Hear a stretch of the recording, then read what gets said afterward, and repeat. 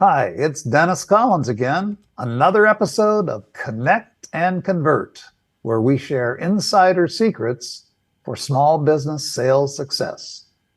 Today, I'm going to do something a little different. I would like to demonstrate for you a technique that has proven to be a very effective way when there's no easy or well-known reference point for the price of a product. It's something that you don't buy very often, maybe once or twice in your lifetime, and you have no real reference point, no anchor as to what that should be. And we find that a lot in the home services industry. I've found that taking a few minutes to describe how price is determined is a very effective way and more comfortable way to discuss that difficult topic of price. It's never easy, but I have found that this technique makes it a little easier. So here we go. Here's a demo using an HVAC sales call as an example. Okay. Mr. Customer, I promised, and here we are. We've now come to the discussion about price. It always seems to be a big mystery about how do HVAC companies come up with the right price. And you can find data all over the place, obviously, from your neighbor, your friends, your family. You go online, you come up with all kinds of different prices. Personally, in my experience, I have been able to sell units, HVAC units, for up to $40,000. So I know it's confusing. What's the right price? Most of our customers have either never replaced an HVAC unit or have only done it once or twice in their lifetime. So it's usually hard to figure, what should I pay? How do I know that I'm getting the right price? The price they have is, I get a lot of people say, yeah, 10 years ago, I spent X. Well, that was 10 years ago. And they don't really have a recent frame of reference for today's pricing. So how familiar are you with how the final price of a new HVAC system is calculated? Oh, okay. As I thought, probably not too familiar. Do you mind if I take a few minutes to walk you through how we arrive at the price of an HVAC system? We do things a little differently here. Most others won't take the time and effort to walk you through this, but I'd like to quickly walk you through the process. Would it be okay? Do you have a few minutes? I'd like to show you a framework of how it goes. Okay, there are 5 elements that are basically used in determining the price of your new HVAC system. Number 1 is obviously the equipment cost, the compressor size, the quality, the brand, the air handler, the stages, different stages that are used, the geographic location. Believe it or not, depending on what state you live in, there are certain brands of air conditioners that do a better job in certain states than others. They're rated, for instance, for higher temperatures.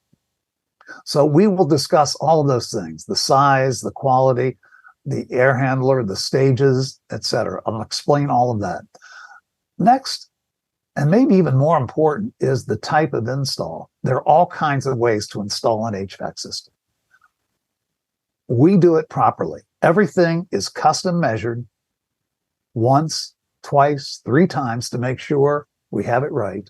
All the elements that need to be produced and customized for your home, we customize to the exact measurements and exact specifications of your home. There's no such thing in HVAC as one size fits all. That doesn't work. That is not considered a good install. We'll walk through that. How about quality control? How many inspections during and after the install? In our case, we are talking 5 inspections. During, after, and 6 months after, and 1 year after, inspections to make sure that what we install is running perfectly and is cooling or heating your house comfortably. The 4th thing is the type of dwelling we're talking about, the type of building. Is it a 1-story? Is it a 2-story? What's the square footage? What's the heat load? We will actually calculate the heat load to find out exactly the right size, the right type of system for you. And the 5th thing that we have to look at is the condition of your ductwork. Obviously, your ductwork is what gets the air to the places it needs to go. If it can't work properly, if it's clogged, if it's dirty, if it's unsealed and leaking, then no matter, you're wasting your money putting in a brand new HVAC system without making sure the ducts are clean, healthy, and are not leaking. So those are the 5 things that an HVAC company looks at when trying to assess the price. In our experience and having a dialogue with our customers, we find that most of our customers consider all of these items, especially the install, when it comes to do with the longevity, the reliability, and the efficiency of your new system. You told me that you're interested in longevity, reliability, and efficiency, and paying attention to all 5 of those items is what you will need to do to come up with the exact price. Of course, it's always your choice about what level of comfort, what level of peace of mind, what level of reliability and longevity are right for you. In some worlds, that's called value stacking.